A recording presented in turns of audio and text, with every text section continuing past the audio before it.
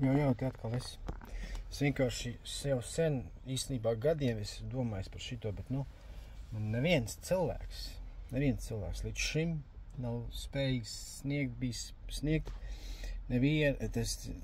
saprātīgu atbildi.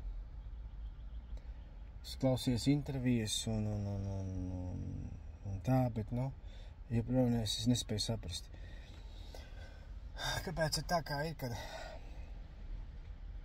atnāk viena politiskā partija, pirms tam nobraukusi pa ausīm vēlētājiem. Piedirš, samēslo, aizdirš, noshēmo, sazogās, aiziet.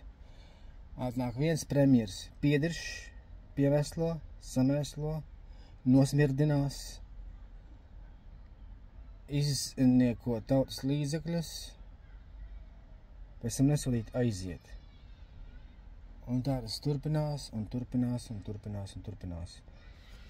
Bet kas man kaiktina visvairāk, kad intervijās tiek uzdots šis jautājums kādam no tā laika premjeriem, vai politiskajām partijām, katrs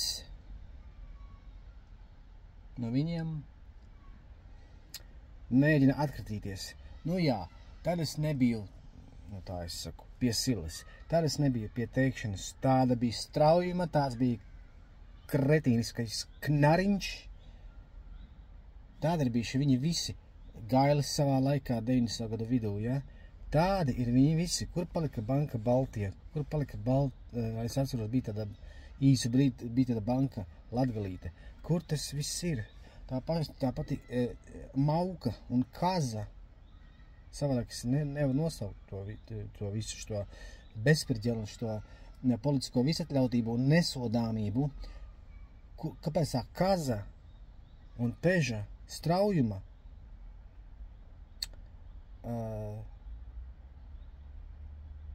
pārdeva Citadeli par kapīkām?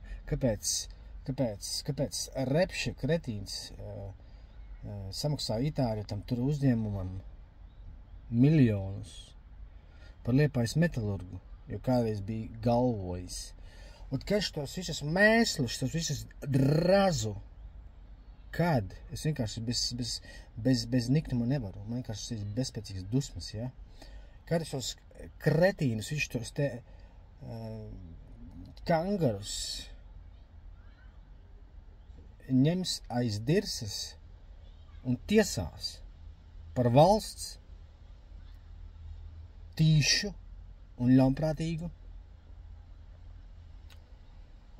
nolaišanu pa grunti.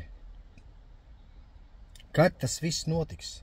Vai sanāk tā, ka tikai viss ir slikti, .lv un raudam un gaužamies un tā un šitā, bet nekas jau nenotiekās. Tas pašs Šlesers, es atceros, viņš intervijā teica, kad pēc viņa ievēlēšanas Rīgas domē, viņš teica, ļoti iespējams, ka galvas ripos. Es to tiešām gribu redzēt. Tu, Ainārs Šleser, es gribu redzēt, kā tu tās galvas ripināsi.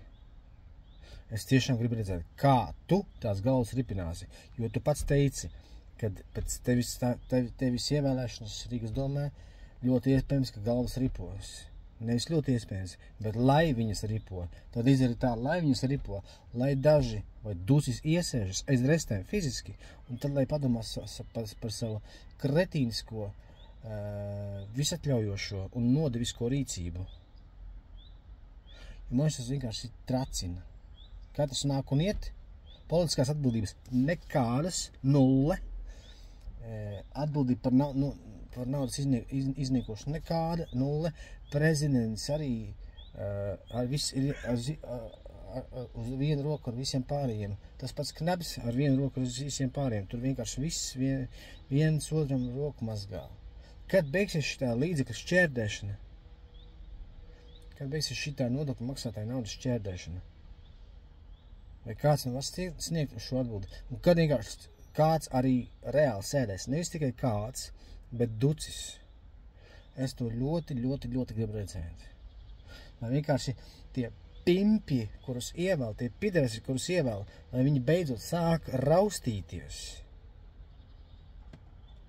Nevis Visu lai tikai blā, blā, blā, blā, blā, blā, blā, un nekas ar to nenotiek. Nobrauc pausīm, tiek ievēlēti, un pēc tam par tautu aizmirst. Jā, labi, līdz nākamajai reizei.